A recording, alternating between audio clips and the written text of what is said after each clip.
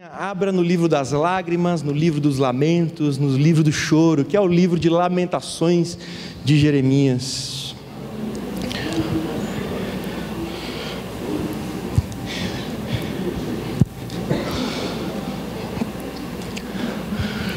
Um livro que, se você pudesse torcê-lo, cairia muita água. Não água de chuva, não água da torneira, mas água dos olhos de uma pessoa que se propôs a escrever estes cinco capítulos, mas debaixo de muito lamento, debaixo de muitas lágrimas. E é possível até imaginar uma folha escrita com lágrimas até manchando de certa forma a tinta com a qual o profeta Jeremias escrevia o seu texto. Provavelmente o texto original trazia a marca dessas lágrimas, e o próprio autor no livro ele diz: eu estou até cansado de tanto chorar. Um livro para lamentações. E uma coisa que eu acho muito legal no reino de Deus é que tem espaço para tudo. E toda vez que a gente vai para um polo ou para um extremo, a gente perde alguma coisa preciosa de Deus. Então toda vez que a gente ser cristão, é ser sério, é ser totalmente ponderado e não balançar para cá e para lá, não mexer o braço, coisa nenhuma, você perde a alegria do salmista, por exemplo. Se tinha alguém que era agitado, se movia e que era muito mais animado que nós, inclusive, eram os salmistas, Davi e companhia. Mas aí se você vai para outro extremo, que você, eu só quero festa, tal, esse negócio de Bíblia, de palavra, não quero, eu quero só fogo do céu e tal, aí você perde algo precioso, que é a palavra, que é o estudo, que é o amadurecimento. Outras pessoas, cristão não chora, cristão é alguém que os olhos desligou alguma torneira, alguma chavinha, que o olho é mais seco, só serve para piscar mesmo, para ver e para piscar. Aí você perde a realidade da lamentação, que está tão presente na Bíblia, pessoas que choraram, pessoas que abriram e rasgaram o seu coração diante de Deus. Então o cristão é aquele que está sempre chorando, com cara de alma bendita, baixadinho, com as lágrimas correndo. Aí você perde expressões de festa, de alegria que você encontra na Bíblia. Então a Bíblia não tem problema com nada, nem com a razão, nem com a emoção, nem com a alegria, nem com a tristeza, nem com a festa, nem com a lamentação. Quando você vai para algum desses polos, você perde um monte de coisa que é especial da palavra de Deus. E uma das coisas que é muito claro na Bíblia é a realidade da lamentação, que chega um momento da nossa vida, da nossa história, da nossa família, do nosso país, onde a única postura correta de um cristão é justamente lamentar diante de algumas realidades. Então vamos ler Lamentações no capítulo 1, nos versos de 1 a 4. Vamos começar lendo o que Jeremias, com a sua pena, com a qual ele escrevia, com as suas lágrimas, ele começa a desenvolver um livro feito para chorar e para lamentar. Ele diz assim: como está deserta a cidade, antes tão cheia de gente. Como se parece uma viúva, a que antes era grandiosa entre as nações, a que era a princesa das províncias, agora tornou-se uma escrava. Chora amargamente à noite, as lágrimas rolam por seu rosto. De todos os seus amantes, nenhum a consola. É uma linguagem figurada essa. Todos os seus amigos a traíram, tornaram-se seus inimigos. Em aflição e sob trabalhos forçados, Judá foi levado ao exílio, vive entre as nações sem encontrar repouso. Todos os que a perseguiram e capturaram em meio ao seu desespero. Os caminhos para Sião pranteiam, porque ninguém comparece mais às festas fixas, ou seja, a Páscoa, tabernáculos, Pentecostes. Os caminhos para Sião pranteiam, porque ninguém comparece às suas festas fixas. Todas as suas portas estão desertas, seus sacerdotes gemem, suas moças se entristecem, e ela se encontra em angústia profunda. O profeta então começa a escrever em tom fúnebre, em tom de luto, a realidade de Jerusalém, a cidade do grande rei Davi, A cidade que, por exemplo, no Salmo 87, versículo 3, é chamada de cidade de Deus. Não o filme, né? Que não tem nada de Deus, de cidade de Deus, mas a verdadeira cidade de Deus. Por quê? Porque em 1 Reis capítulo 8, versículo 13, diz que aquela cidade foi escolhida como lugar da habitação de Deus. E por isso era a cidade de Deus, uma cidade para onde as pessoas iam cultuar, celebrar a salvação de Deus, o êxodo, a saída do povo do Egito pelo deserto para a terra prometida. Era um lugar de alegria, era um lugar que lembrava o livramento de Deus e alegrias de Deus. O Salmo capítulo 48, versículo 2, chega a dizer que é em Jerusalém que está o monte, que é a alegria de toda a terra. E neste lugar que é chamado de alegria de toda a terra, agora se ouve choro, agora se ouve luto, agora se ouve tristeza.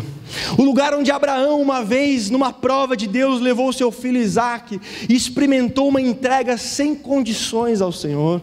O lugar onde Davi estabeleceu o seu reino e todos os reis que vieram da linhagem davídica se estabeleceram em Jerusalém. Foi em Jerusalém que Salomão colocou as primeiras pedras do primeiro grande templo de Israel, o verdadeiro templo de Salomão, que ficava no monte do templo, onde a glória de Deus desceu e encheu aquela casa. O profeta agora chora porque este mesmo lugar de tanta glória, de tanta beleza, agora se perdeu em escombros, porque a Babilônia entrou em Jerusalém e destruiu tudo, destruiu o templo, destruiu as casas, levaram pessoas por exílio. A matança foi de milhares de pessoas e a cidade era praticamente um grande lixão destruído em escombros. Lamentações capítulo 2, versículo 15, o profeta vai lamentar e vai dizer: é esta cidade que se chamava perfeição de beleza, é esta cidade que se chamava alegria de toda a terra. Como se nós olhássemos para os lugares mais belos do Rio de Janeiro e eles passassem a ser apenas escombros, e nós disséssemos: era essa que era a cidade maravilhosa, que em algumas partes já não é tão maravilhosa assim. Mas esse era o lamento do profeta, que se lembrava de um outro tempo, que se lembrava das festas, que ele se lembrava das multidões se dirigindo para lá, mas que agora ele diz em Lamentações capítulo 4, versículo 1, como o ouro perdeu o seu brilho, não há mais brilho, não brilha mais. Em Lamentações capítulo 2, versículo 20, o profeta diz assim: as próprias mães comem os próprios filhos, e os profetas e sacerdotes foram assassinados dentro do templo, dentro do santuário. E ele lamenta, porque quando você olha para uma mãe, você já pensa naquele cuidado, você já pensa naquele carinho que nem em outro lugar do mundo vai se achar. E Israel e Jerusalém estavam vivendo a realidade de ver as próprias mães, para sobreviver, terem que comer os seus próprios filhos. E aqueles que eram honrados como profetas, como sacerdotes, agora manchavam as paredes do santuário com seus próprios sangue, com seu próprio sangue. Em Lamentações capítulo 4, versículo 5, o profeta vai dizer: mas aqueles que comiam coisas finas, aqueles que estavam acostumados com fazano, fogo de chão, agora se alimentam de esterco, agora passam necessidade. Aqueles que antes se vestiam de púrpura, agora estão lançados no pó e na cinza. Imagina Jeremias caminhando pelas ruas de Jerusalém, vendo esta realidade, vendo as pessoas jogadas. No capítulo 1, no versículo 17, ele diz: no dia da sua angústia e do seu desgosto, Jerusalém se lembra dos tesouros que ele tinha nos tempos passados. Essa nostalgia, esse sentimento saudoso de uma época que se perdeu, essa nostalgia de uma realidade, de uma vida que a cidade possuía, mas que agora não possuía mais, e traz essa consciência, esse peso, essa espécie de depressão de uma realidade que agora só existe na memória de algumas pessoas. E aí ele diz no capítulo 2, no versículo 10, os líderes da cidade se sentam sobre as cinzas, se vestem de luto e ficam em silêncio. Eles não têm o que dizer, porque algumas catástrofes não tiram de nós nem choro mais, tiram apenas de nós o nosso silêncio ensurdecedor. Ele continua lamentando e vai dizer que agora nós somos dominados por escravos. Escravos nos escravizam, capítulo 5, versículo 8. No capítulo 5, versículos 15 e 16, ele disse assim: a alegria fugiu dos nossos corações, ao invés de dança, nós trocamos a nossa dança por vestes de lamento. Aí o profeta diz: a coroa caiu da nossa cabeça. Não há mais coroa, não há mais essa realidade. E isso tudo ele diz no âmbito de uma cidade que era glória e agora é a escória, que era beleza e agora é destruição.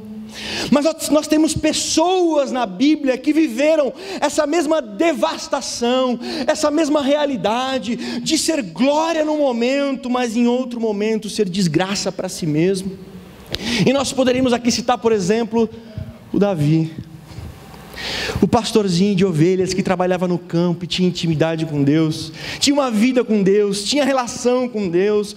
A gente imagina o Salmo 23 sendo formulado, sendo escrito enquanto Davi cuidava das suas ovelhas, com a sua harpa de um lado, com o seu cajado de outro lado, com a sua funda presa à cintura, olhando para aquelas ovelhas e dizendo: eu sou o pastor dessas ovelhas, mas o Senhor é o meu pastor e nada me faltará. Ele me faz deitar em verdes pastos, me guia até as águas tranquilas, Ele refrigera a minha alma, Ele guia-me pelas veredas da justiça. Ainda que eu ande pelo vale da sombra da morte, não temerei mal algum, porque Tu estás comigo, a Tua vara, o Teu cajado me consolam. Unges a minha cabeça com óleo, meu cálice transborda. Certamente que a bondade e a misericórdia me seguirão todos os dias da minha vida, e habitarei na casa do Senhor por longos dias. Você imagina um Davi comprometido com Deus, um Davi que olhava para a criação e glorificava a Deus, um Davi que via no cuidado que ele tinha pelas ovelhas, o cuidado que Deus tinha com ele. O Davi que em 1 Samuel capítulo 16, versículo 13, foi apoderado pelo Espírito Santo.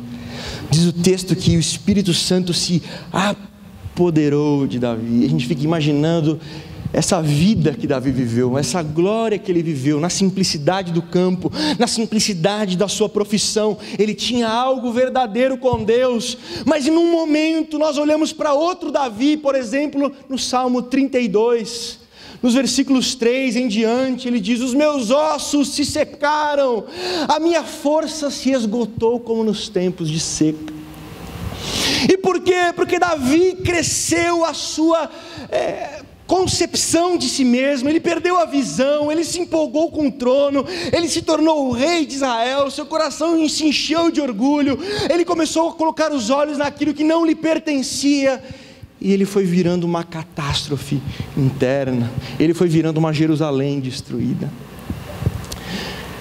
E aí ele se descreve uma pessoa com os ossos secos, ou seja, morta. Existe outra pessoa que também se descreveu mais ou menos assim na história da igreja, que foi Agostinho, no seu livro Confissões. Ele diz assim: olha, Senhor, Tu me fizeste para Ti, e o meu coração está inquieto enquanto não repousa em Ti. Mas enquanto Agostinho não descansava em Deus, ele dizia: o meu próprio castigo é a minha alma desregrada, a minha alma está destruída, isso para mim já é um castigo e um tormento, a minha alma se desgastou. E ele diz: e Senhor, eu sou podre aos Seus olhos. Às vezes a gente passa por experiências assim, e a nossa vida, que já foi uma cidade bela, uma cidade cheia de gente no sentido figurado, de tamanha beleza, de festas, hoje é uma cidade de luto, hoje é uma cidade fúnebre, hoje é um coração que não é mais nem sombra do que um dia já foi. E uma das coisas interessantes é que Jeremias, com a sua pena, vai dizer, no capítulo 3, no versículo 39, do que se queixa o homem quando ele está sofrendo as consequências do seu próprio pecado? Jeremias está dizendo: a cidade está destruída, e a culpa não é de Deus, a culpa não é nem tamanha dos babilônios, a culpa é nossa, fomos nós que causamos isso, fomos nós que trouxemos essa destruição sobre as nossas vidas. E amados, no final das contas, quando o nosso coração se enche de destruição, de escombros, de morte. A culpa pode ser de muitas coisas, a gente pode olhar, mas no final das contas, o fim último é que nós estamos nos queixando do nosso próprio pecado, do nosso próprio afastamento, do nosso próprio esfriamento. Fomos nós que colocamos o nosso coração naquilo que não deveríamos colocar o nosso coração.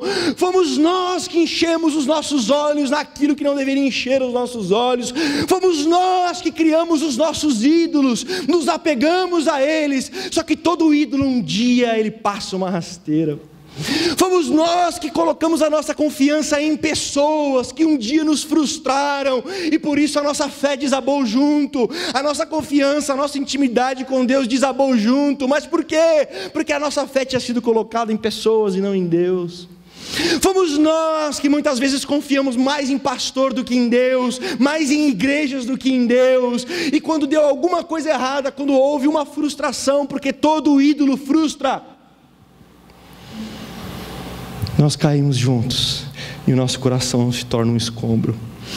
Fomos nós que invertemos os valores, fomos nós que colocamos como prioridade aquilo que não é prioridade, fomos nós que escolhemos que se assentasse no trono do nosso coração relacionamentos, cargos, poderes, bens, e por isso nosso coração se torna um verdadeiro escombro, uma verdadeira morte, onde as coisas boas com Deus que você consegue se lembrar, você só se lembra na memória.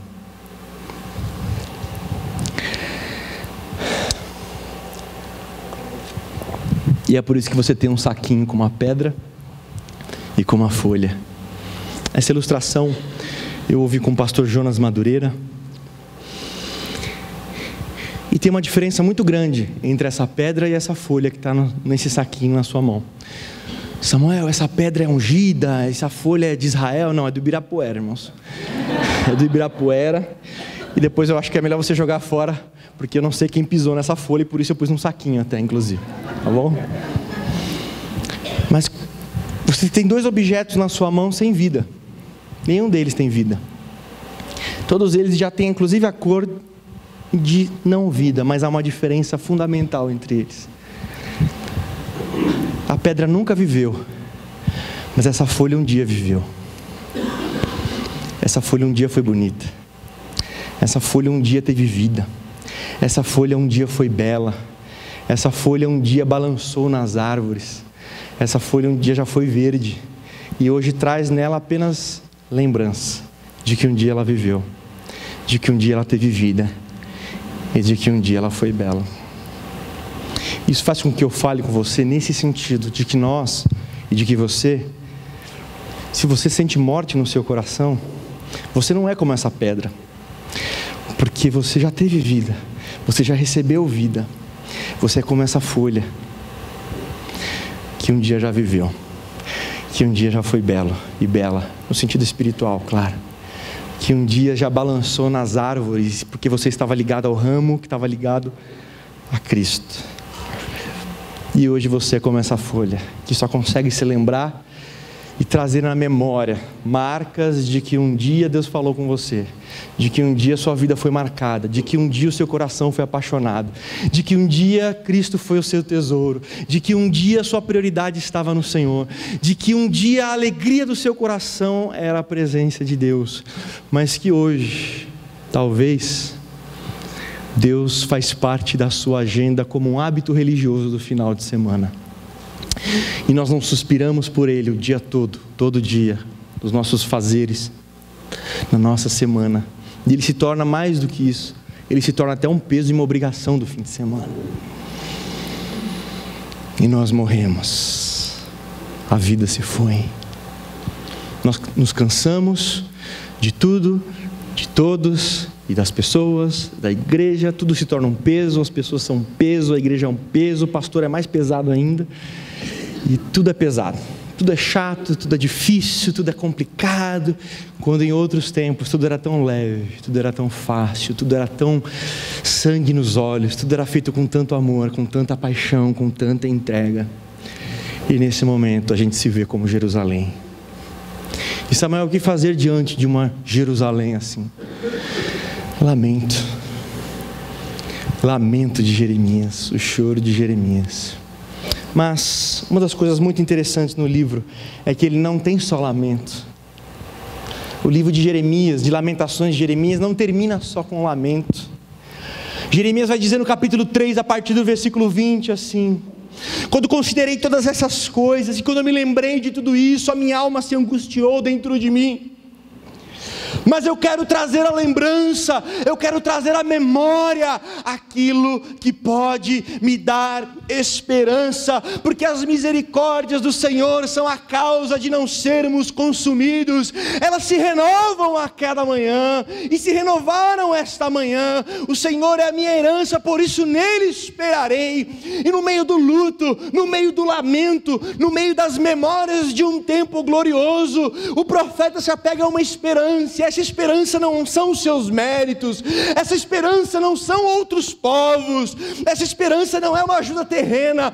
A esperança dele é que Deus é misericordioso, que Deus pode daquele caos, daquela morte, chamar uma cidade à vida novamente, pode restaurar e fazer algo novo. Essa é a esperança dele. Por isso o texto não é só lamento, e por isso o texto não é só choro, porque é um Deus de misericórdia. Enquanto houver um Deus de misericórdia, não há morte, não há caos, não há entulho que não possa ser restaurado, inclusive a minha vida e a sua vida.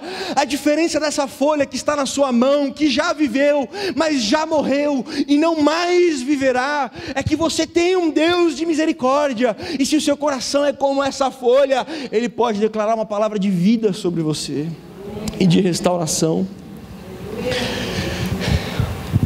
Quando você lê o livro de Agostinho, ele fala algumas coisas muito interessantes no livro Confissões.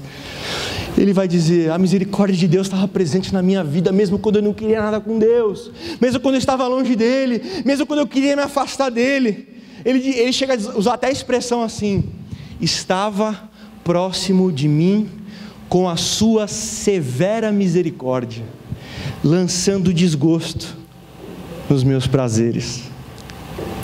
Agostinho está dizendo: mesmo quando longe de Deus eu buscava algum prazer, mesmo nesse prazer Ele me dava algum tédio, Ele me dava alguma tristeza, Ele passava e isso eu ficava pior do que antes. Ele diz: isso é a misericórdia de Deus. É a misericórdia de Deus presente mesmo no afastamento, me dizendo: isso aqui não vai te preencher, isso aqui não vai te satisfazer, isso aqui não vai te completar, você foi feito para outro, e você só se completa em outro. Ele diz assim: ah Deus, misericórdia minha, como fostes bom em derramar amargura nos meus prazeres. E ele usa a figura da cama, né? Quando você vai dormir, ele diz assim: longe de ti todas as posições são incômodas. Sabe quando você vai dormir no ônibus, viajando muitas horas e você não acha uma posição? Ele está dizendo: a misericórdia de Deus se manifestava nesse incômodo, nessa percepção de que eu não fui feito para essas coisas pelas quais eu estou desgastando a minha vida. Eu fui feito por Ele, para Ele. Isso é a misericórdia de Deus. Como C.S. Lewis diz no seu livro O Problema do Sofrimento, a dor, ele diz, é o megafone de Deus para um mundo surdo. Quando nós ficamos surdos por causa dos nossos prazeres, pecados, pelo nosso desvio, muitas vezes nós sofreremos dor, e isso é a misericórdia de Deus se manifestando. Por quê? Porque nós ficamos surdos, e o sofrimento é tipo de um megafone que vai gritar no seu ouvido e vai dizer: você não foi feito para isso, você não nasceu para isso, você não nasceu para ser uma folha morta, sem cor, sem beleza e sem vida. Ele vai dizer no capítulo 3, no versículo 29, põe a sua boca no pó, quem sabe ainda haja esperança. Porque há esperança quando há quebrantamento, quando há entrega, quando há rendição, quando há humilhação diante de Deus. Não há folha morta que não possa voltar a viver. E o livro termina com uma esperança de renovação. No capítulo 5, no versículo 21, o penúltimo versículo do livro, Jeremias vai dizer assim: Senhor, converte-nos a Ti e seremos restaurados. Renova os nossos dias como antes. Traz de volta, Senhor, toda a glória que ficou apenas na nossa memória. Renova os nossos dias como antes. Faz de novo, Senhor, aquilo que o Senhor fez em outros momentos. Queima de novo o meu coração como o Senhor queimou em outros momentos. Faz de mim como criança na Tua presença, não porque é imatura, mas porque depende. Traz de volta, Senhor, aquele brilho que o ouro brilhava, como o próprio Jeremias usa essa ilustração. É um pouco o sentimento do mesmo Davi, que depois da sua glória, da sua juventude, se perdeu no seu reino, se perdeu nas suas prioridades, no seu foco, e depois de ser repreendido, ele vem para Deus e diz assim lá no Salmo 51, versículos de 10 a 12: cria em mim, Senhor Deus, um coração puro, renova em mim um espírito reto, não me lances fora da Tua presença, nem retires de mim o Teu espírito. Aí ele diz: torna a dar-me algo que eu perdi. O que? A alegria da salvação. Senhor, torna a dar aquilo que eu perdi. Aquele tempo que eu estava no campo e a Tua presença eu sentia ela, a Tua presença era tão gostosa, a Tua presença me confortava, me restaurava, me animava, me fortalecia. Traz de volta, Senhor, essa alegria da salvação que eu perdi. É interessante em Apocalipse, as cartas às igrejas, que no capítulo 2, a igreja de Éfeso é uma igreja multiuso. Era uma igreja que servia, era uma igreja perseverante, era uma igreja que tinha um ensinamento correto, que afastava os falsos apóstolos, os falsos pastores, os falsos profetas. Aí Jesus diz: mas eu tenho contra ti que você perdeu o seu primeiro amor. Isso tem dois sentidos. Quando você lê isso no grego, não significa só voltar a sentir o que você sentia quando você nasceu, quando você se converteu. O termo grego ali permite que você traduza assim: você perdeu aquele amor que vem primeiro. A ideia é: você serve, mas você perdeu o amor que vem primeiro do serviço, que vem antes do serviço e que gera o serviço. Você persevera, mas você perdeu o amor primeiro, o amor que vem antes da perseverança. Você tem o ensinamento correto e tudo, mas você perdeu o amor que vem antes desses estudos, dessa teologia, de toda essa capacidade intelectual e de provar os ensinos errados e certos. Perdeu-se o amor primeiro, aquilo que Jesus disse em Mateus capítulo 22, versículo 37, Jesus, qual que é o grande mandamento? Jesus disse: o grande mandamento e o primeiro é: amarás o Senhor teu Deus de toda a tua alma, de todo o teu coração e de todo o teu entendimento. Esse é o motor da vida, esse é o motor do nosso cristianismo, de todo o nosso serviço, toda a nossa esperança, toda a nossa perseverança, todo o nosso trabalho, toda a nossa correção doutrinária, se não forem impulsionadas por este amor que vem primeiro, por este amor que provoca tudo isso, que causa tudo isso, tudo vai ruir se não estiver baseado nesse amor a Deus sobre todas as coisas. Jesus vai dizer em Mateus capítulo 6, versículo 21, aonde estiver o teu tesouro, aí também estará o teu coração. A única forma do seu coração estar escondido em Deus é se Ele for o teu tesouro. Porque se o seu tesouro for um relacionamento, se teu tesouro forem coisas, se o seu tesouro for a igreja, se o seu tesouro for coisas desse tipo, o seu coração está nisso. E uma coisa é coração na igreja, outra coisa é coração em Deus, viu? São coisas diferentes. A única forma de seu coração estar escondido em Deus é que Deus seja o seu tesouro, e o seu coração vai estar escondido nele. E é aí que a vida volta. Mas enquanto nós tivermos nossos ídolos, nossas esperanças de que quando alcançarmos aquilo seremos felizes, completos, realizados, nós seremos folhas mortas. É muito legal como você encontra Davi no capítulo 32, no Salmo 32, versículos 2 e 3, ele diz: como é feliz o homem que é por ti perdoado, restaurado, e em quem o Senhor não encontra hipocrisia. Quando você volta para casa, quando seu coração volta a viver, volta a bater, quando o seu relacionamento deixa de ser uma teoria e se torna mais um caso de amor, como disse Chesterton uma vez. De toda a desgraça, encontrando a misericórdia de Deus até nos prazeres, no tédio que às vezes esses prazeres traziam, ele se rendeu a Deus completamente. E aí quando ele se rendeu, ele escreveu nas confissões: que pena que foi tão tarde que eu te amei. Por que eu não te amei antes? O Senhor é o verdadeiro tesouro, o Senhor é a verdadeira vida, o Senhor é aquele que me faz verdadeiramente viver. Que pena que foi tão tarde que eu estou experimentando isso. Que pena que foi tão tarde. Poderia ter ganhado muitos anos na tua presença, no meu relacionamento contigo. Ele diz: tarde te amei. Amados, a gente precisa olhar para o nosso coração e sondar. Talvez está morto, talvez está na UTI, talvez você está prestes a sucumbir. Deus te trouxe aqui hoje. Não foi o Júlio César, não foi eu, não foi a igreja, foi Deus que te intimou para essa manhã, para que você não seja mais essa folha, que já viveu, mas não vive mais, para que, se você for essa folha, ela volte a ser verde, ela volte a ter cheiro, ela volte a ter vida, ela volte a estar restaurada, e que Deus seja o seu tesouro maior, aquele que te inspira a se levantar de manhã e trabalhar, aquele que te inspira a se levantar de manhã e cuidar dos seus, aquele que te inspira a estar em comunhão com a igreja, aquele que te inspira nos momentos de prazer, aquele que te inspira em tudo e em todos. Que Ele seja a sua glória e que você o glorifique no comer ou no beber, em qualquer coisa. Deus seja a referência última das nossas vidas. E que essa morte que toma conta dos nossos corações às vezes, ouça a voz do Mestre dizendo: Lázaro, levanta, Lázaro, sai para fora. Porque Ele tem palavra de vida, Ele tem palavra de milagre para os nossos corações.